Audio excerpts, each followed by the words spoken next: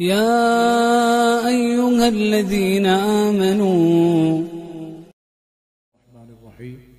يا أيها الذين آمنوا أطيعوا الله وأطيعوا الرسول وأولي الأمر منكم فإن تنازعتم في شيء فردوه إلى الله والرسول۔ اللہ رب العالمین نے اپنے خوبصورت خطاب میں ایک مرتبہ پھر ہم آپ کو رب کا وہ کلام سنا رہے ہیں جس میں اللہ تعالیٰ ایمان والوں کو خطاب فرما رہا ہے، اور اب کی بار اللہ تعالیٰ نے من حیث المجموع تمام تر احکامات کو ماننے کے لیے ایک خوبصورت ضابطہ عطا فرمایا۔ اللہ فرماتا ہے اے ایمان والو، اللہ کی اطاعت کرو اور اس کے رسول صلی اللہ علیہ وآلہ وسلم کی اطاعت کرو اور امر والوں کی اطاعت کرو۔ تین طرح کے ذوات ہیں جن کی اطاعت کا حکم دیا گیا۔ سب سے پہلے اللہ تعالیٰ نے خود اپنی اطاعت کا حکم دیا۔ اللہ کی اطاعت کیا ہے؟ قرآن کہتا ہے وَمَا يَنطِقُ عَنِ الْهَوَىٰ إِنْ هُوَ إِلَّا وَحْيٌ يُوحَىٰ۔ یہ محبوب صلی اللہ علیہ وآلہ وسلم اپنے پاس سے کچھ نہیں کہتے، یہ تمہیں انہی پیغام کا، انہی باتوں کا بتاتے ہیں جو اللہ تعالیٰ ان کی طرف وحی فرماتا ہے۔ یعنی یوں کہہ لیجئے کہ جو رسول اللہ صلی اللہ علیہ وآلہ وسلم کی اطاعت ہے یہی اللہ تعالیٰ کی اطاعت ہے۔ خود قرآن کہتا ہے مَن يُطِعِ الرَّسُولَ فَقَدْ أَطَاعَ اللَّهَ، جس نے رسول اللہ صلی اللہ علیہ وآلہ وسلم کی اطاعت کی اس نے اللہ رب العالمین کی اطاعت کی۔ اور ایک مقام میں اللہ فرماتا ہے اِن كُنتُمْ تُحِبُّونَ اللَّهَ فَاتَّبِعُونِي يُحْبِبْكُمُ اللَّهُ وَيَغْفِرْ لَكُمْ ذُنُوبَكُمْ۔ اگر تم اللہ سے محبت کا دعویٰ کرتے ہو، اگر تم یہ کہتے ہو کہ تمہیں رب سے پیار ہے، وہی لوگ جن کے بارے میں قرآن کہتا ہے وَالَّذِينَ آمَنُوا اشد حبا للہ، وہ جو اپنے رب کو ٹوٹ کر چاہتے ہیں۔ اگر تمہارا، ہمارا، ہم سب کا یہ دعویٰ ہے کہ ہم رب سے پیار کرتے ہیں، اللہ فرماتا ہے اس پیار کی دلیل یہ ہوگی کہ تم رسول اللہ صلی اللہ علیہ وسلم کی اتباع کرو۔ تو گویا اطیعوا اللہ و اطیعوا الرسول یہ دونوں ایک ہی ہے کہ اللہ کی اطاعت گویا مصطفیٰ کی اطاعت ہے اور مصطفیٰ کی اطاعت گویا کہ اللہ کی اطاعت ہے۔ رسول اللہ صلی اللہ علیہ وآلہ وسلم کی اطاعت سے مراد کیا ہے؟ آقا دو عالم علیہ السلام جتنے احکامات لے کر آئے، قرآن، حدیث اور جتنی تعلیمات اسلامیہ ہے، وہ تمام کے تمام احکامات کو من و عن ماننا، کسی طرح کا چون چرا نہ کرنا، کسی طرح کی کوئی بھی اپنی طرف سے رائے پیش نہ کرنا، یہ رسول اللہ صلی اللہ علیہ وسلم کی اطاعت ہے۔ جناب ماں سیدہ عائشہ صدیقہ رضی اللہ تعالیٰ عنہ کا خوبصورت انداز، ایک مرتبہ بارگاہ مصطفیٰ میں حاضر ہو کے عرض کرتی یا رسول اللہ، جیسے مجھے دنیا میں آپ کی رفاقت اور آپ کی معیت اور آپ کی زوجیت کا شرف ملا ہے، آقا میں چاہتی ہوں کہ قیامت میں اور آخرت میں بھی مجھے یہی اعزاز حاصل رہے، کوئی عمل بتائیے جو میں کروں۔ پیارے آقا علیہ السلام نے فرمایا اے عائشہ، آج جو ہے وہ ہے، کل کے لیے کچھ بچا کر نہ رکھو۔ آج جو تمہارے پاس ہے اسے استعمال کر لو، باقی تقسیم کر دو، کل کے لیے کچھ بچا کر نہ رکھو۔ راوی کہتے ہیں اس کے بعد ماں سیدہ عائشہ صدیقہ رضی اللہ تعالیٰ عنہ کی زندگی کا جو آخری دن تھا، اس دن بھی رات میں کیا کھایا جائے گا ماں سیدہ عائشہ صدیقہ کے پاس موجود نہیں تھا۔ یعنی حضور علیہ السلام کی اطاعت کا اتنا جذبہ۔ اور اگر آج ہم اس فرمان عالی کے اعتبار سے اپنے آپ کو دیکھیں، ہم اپنے آپ کو قرآن کی اس عدالت میں پیش کریں جس میں اللہ فرماتا ہے اطیعوا اللہ و اطیعوا الرسول، اللہ اور اس کے رسول صلی اللہ علیہ وآلہ وسلم کی اطاعت کرو، تو آج ہم کس جگہ پر کھڑے ہیں؟ دعوے محبت رسول، دعوے عشق رسول، محبت رسول میں نعرے، حضور کے بارے میں جب بات آئے تو بلند و بانگ دعوے، یہ ہمارا انداز تو ضرور ہے، لیکن اگر عملی میدان میں اطاعت مصطفیٰ صلی اللہ علیہ وآلہ وسلم کی بات کریں تو ہم کہاں کھڑے ہیں؟ ایک چھوٹی سی جھلک آپ کے سامنے، اور ہر ایک اپنا محاسبہ خود کرے۔ سرکار دو عالم صلی اللہ علیہ وآلہ وسلم کے ایک صحابی ہیں جناب عبداللہ ابن ام مکتوم رضی اللہ تعالی عنہما۔ یہ صحابی رسول نابینا ہیں، پیارے آقا صلی اللہ تعالی علیہ وآلہ وسلم کے دربار میں آئے تو جناب ام سلمہ رضی اللہ تعالی عنہ جو ام المؤمنین ہے وہ سامنے آ گئی۔ جب عبداللہ ابن ام مکتوم چلے گئے تو میرے محبوب علیہ السلام نے فرمایا ام سلمہ تم جانتی نہیں کہ وہ مرد آیا تھا، تم نے پردہ کیوں نہیں کیا؟ عرض گزار ہوئی یا رسول اللہ وہ تو نابینا تھے، تو ان کے سامنے پردے کی حاجت کیا؟ تو حضور کا فرمان، میرے محبوب نے فرمایا وہ نابینا تھا، تم نابینا تو نہیں ہے۔ پردے کا حکم مرد اور عورت دونوں کے لیے ہے۔ آج ہم نے اسی حکم کو صرف لے لیں کہ اطیعوا الرسول پر ہم کتنے عمل پیرا ہے، پامال کر کے رکھ دیا ہم نے۔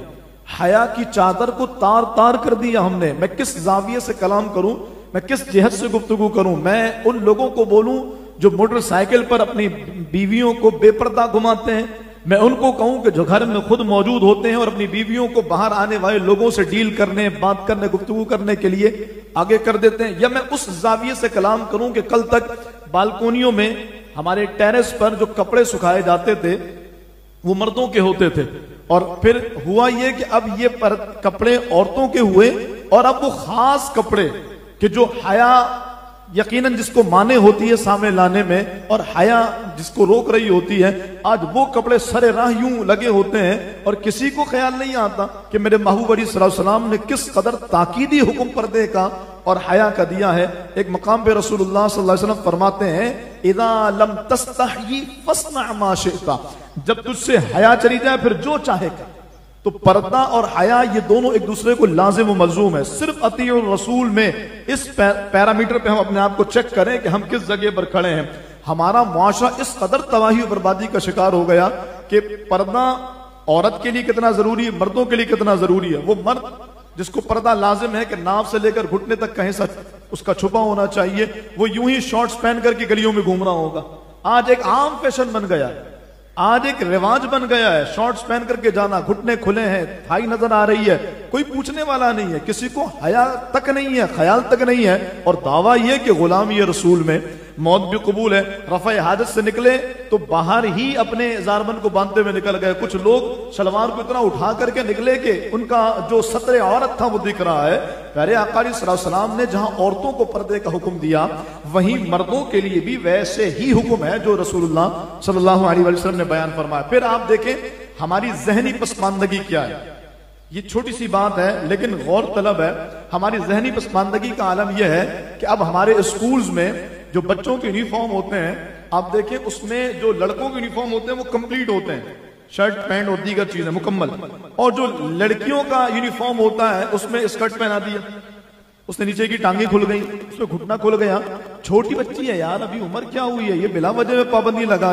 یہی چھوٹی بچی کل کو امت کی ماں بنے گی, یہی چھوٹی بچی پورے کا پورا معاشرہ سنبھالے گی. آج تربیت نہیں ہوگی تو کل نتیجہ وہی ہوگا جو آج ہمارے سامنے ہے. گھروں کی عورتوں کو دیکھیے, مردوں کے بٹن یہاں تک ہیں اور عورتوں کا گربان اتنا بڑا ہے کہ اللہ نہ کرے جھکے تو وہ کیا چیز ہوتی ہے کہ کوئی بھی حیادار بندہ برداشت نہیں کر سکتا. نہیں بھائی ہے, نہیں باپ ہے, نہیں میرے رشتہ دار ہے, ارے قریب اپنے گھر کا بچہ ہے. شریعت کا حکم سب پر مقدم ہے. ان کنتم تحبون اللہ, اگر دعویٰ ہے خدا کی محبت کا, اگر دعویٰ ہے اللہ سے پیار کا, فاتبعونی, تو جیسا حضور نے کہا ویسا کرو, جیسا مصطفیٰ نے فرمایا صلی اللہ علیہ وآلہ وسلم ویسا کرو. یہ ہے اطاعت مصطفیٰ. پھر اس طور پر ہم اپنے آپ کو دیکھتے چلے جائیں کہ ہم حضور کی اطاعت میں کہاں کھڑے ہیں, اطاعت رسول کا جذبہ ہمارے اندر کتنا اور کس درجے کا ہے. پھر اگلے حصے پر چلیں, وقت نہیں ہے ورنہ اس پر مزید اور گفتگو ہو سکتی تھی. اللہ فرماتا اولی الامر منکم, اس پر مفسرین نے بڑا کلام کیا. بعض علماء فرماتے ہیں اس سے مراد خلفائے راشدین ہیں, اس سے مراد ائمہ مجتہدین ہیں, اس سے مراد علماء اور فقہاء ہیں کہ ان کی اتباع کرو. بعض یہ کہتے ہیں اس سے مراد حکمران ہے. اگر تو اس سے مراد حکمران ہے تو پھر یہ یاد رکھیے کہ رسول اللہ صلی اللہ علیہ وسلم نے فرمایا کہ خالق کی نافرمانی میں مخلوق کی اطاعت نہیں ہے. یعنی کوئی کتنا بڑا حکمران ہو, کوئی کتنا ہی بڑا صاحب منصب, صاحب اقتدار ہو, اگر وہ رب کی نافرمانی کا حکم دے رہا تو پھر اس کی اتباع نہیں ہوگی. اسی تناظر میں کہا جاتا ہے ملکی قوانین کا احترام کرنا لازم ہے. جیسے ہمارے یہاں سگنلز ہوتے ہیں, لوگ اس کو توڑ کر کے چلے جاتے ہیں, ٹریفک پولیس نہیں ہے چلو نکل جاؤ. سگنلز ہوں یا دیگر ملکی قوانین ہوں, ان کا احترام لازم ہے ہر ایک پر. لیکن وہ قانون جو شریعت سے متصادم ہو, جو دین کے خلاف ہو, جو اسلام کے خلاف, ان قوانین کا احترام یا ان کی پاسداری ضروری نہیں ہے. اس لیے کہ اسلام پہلے, دین پہلے. تو اللہ رب العالمین نے جہاں ہمیں حکم دیا کہ اولی الامر کا, حکمرانوں کا کی اطاعت کرو, وہیں آگے فرمایا ان تنازعتم فی شیء فردوہ الی اللہ والرسول. اگر کسی مسئلے میں جھگڑا ہو جائے کہ اس میں مانے نہ مانے تو کہا پھر اللہ اس کے رسول کی طرف رجوع کرو. اللہ کیا فرماتا ہے, اس کے محبوب کیا فرماتے ہیں. اور دراصل یہ آیت کریمہ جو ہے اس کا شان نزول بڑا ہی خوبصورت ہے. اس کا شان نزول اس ہستی کے بارے میں جس ہستی کا آج یوم وصال ہے. میں نے اس آیت کریمہ کا انتخاب کیا, ابھی میں تفسیر پڑھ رہا تھا تو میں جھوم گیا کہ یہ حسن اتفاق کہیے یا رب کی طرف سے مدد کہیے کہ جس آیت کا ہم نے انتخاب کیا ہے ایمان والوں کو اللہ نے خطاب فرمایا ہے، یہ اس ہستی کے بارے میں اتری ہے جس ہستی کا آج یوم وصال ہے، اور میری مراد سیف من سیوف اللہ جناب سیدنا خالد بن ولید رضی اللہ تعالیٰ 18 رمضان شریف آپ کا یوم وصال ہے۔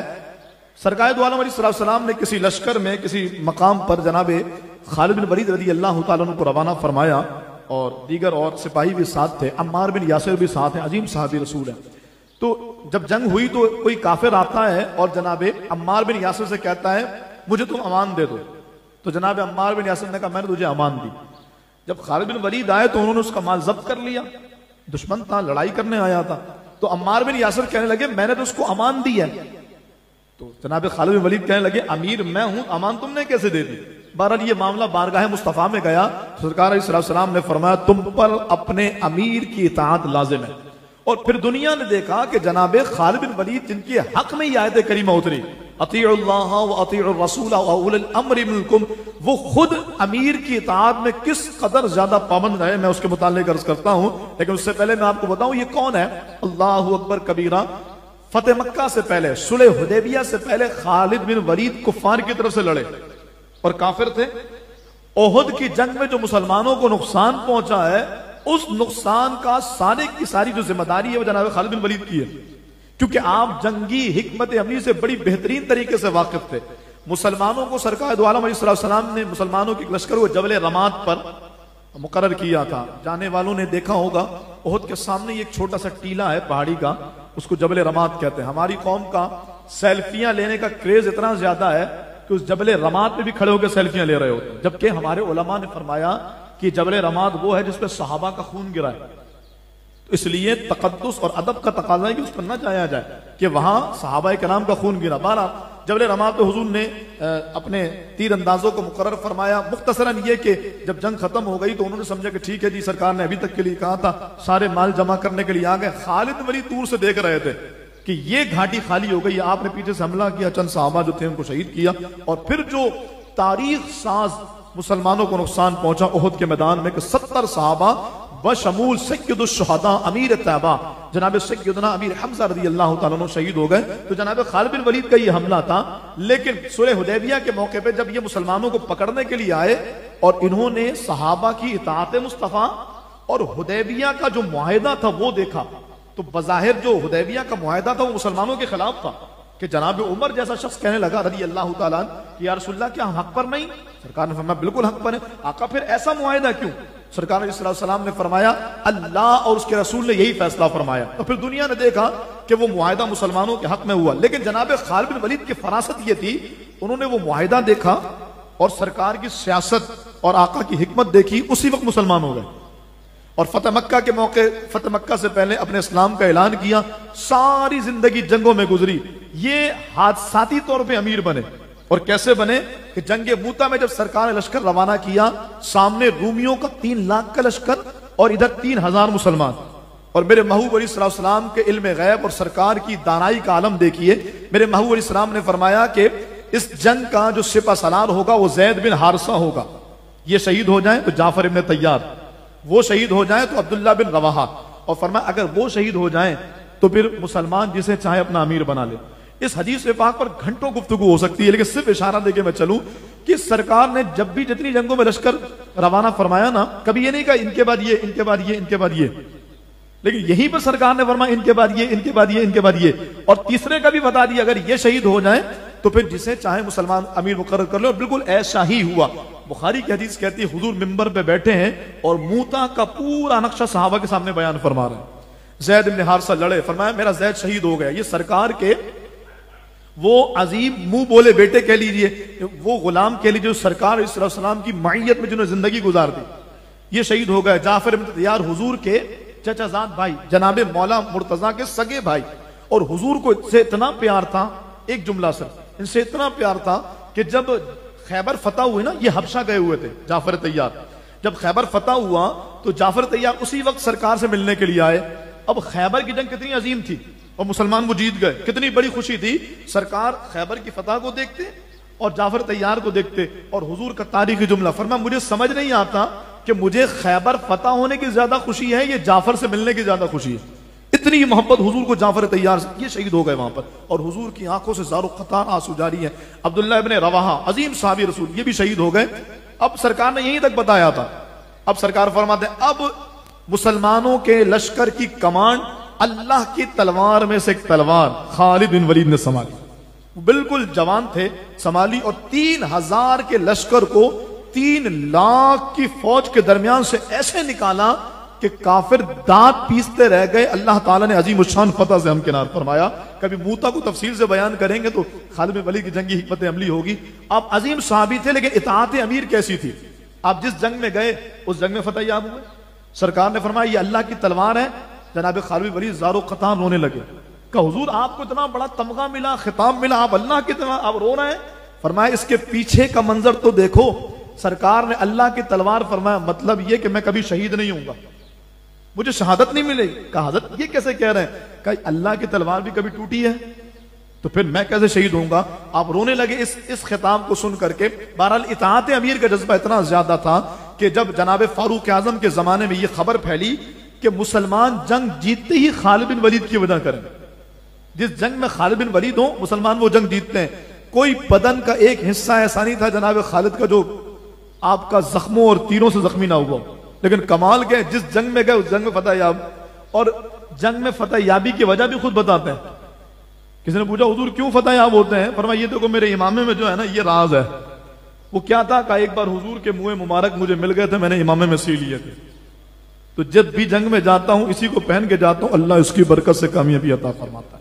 تو اطاعت امیر کا جذبہ، بس اس پر گفتگو ختم کر رہا ہوں. جناب فاروق اعظم نے جب یہ خبر پھیلی کہ بھائی مسلمان جنگ جیتے خالد بن ولید کی وجہ کریں، جناب عمر کو جلال آیا کہ جنگ تو اللہ رسول کی وجہ کر جیتتے ہیں.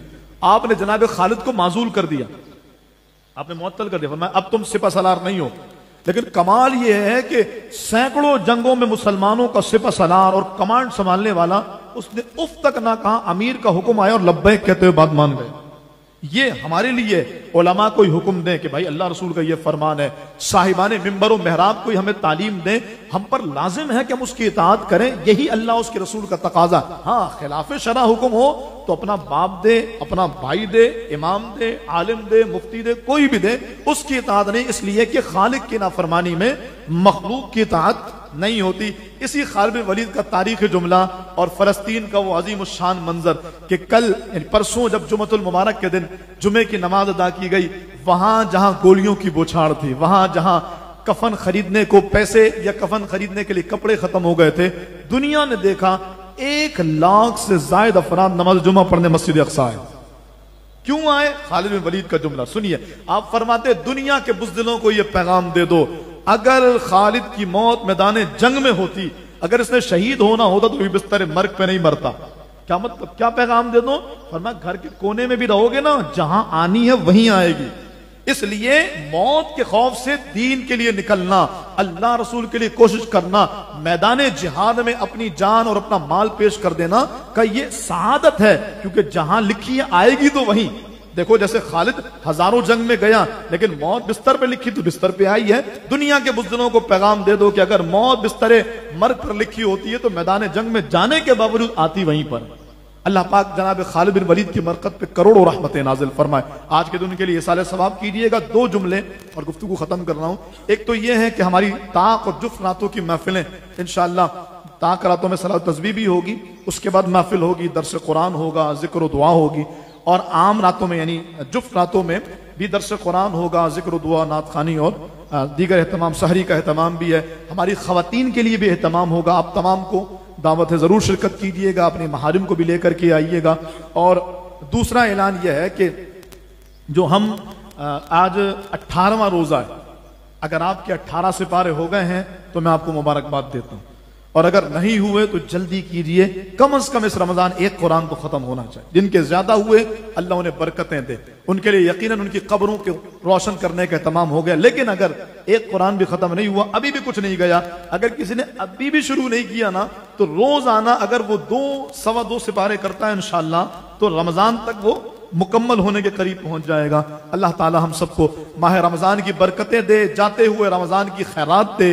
خالد بن ولید کا صدقہ دے، ان کی مرقد پہ رحمتیں نازل فرمائے، ان کے صدقے ہماری ساری دعاؤں پر رحمت کی نظر فرمائے، آمین بجاہ النبی الامین وما علیہ الا البلاغ۔